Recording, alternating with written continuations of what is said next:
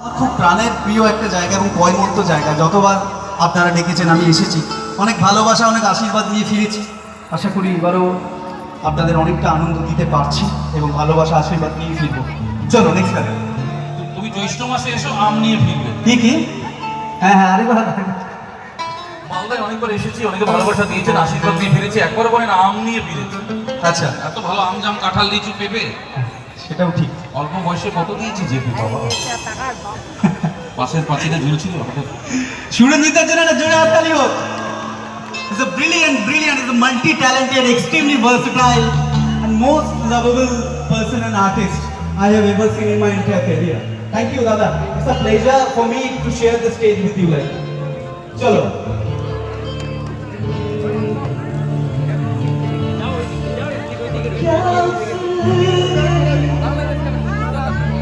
कभी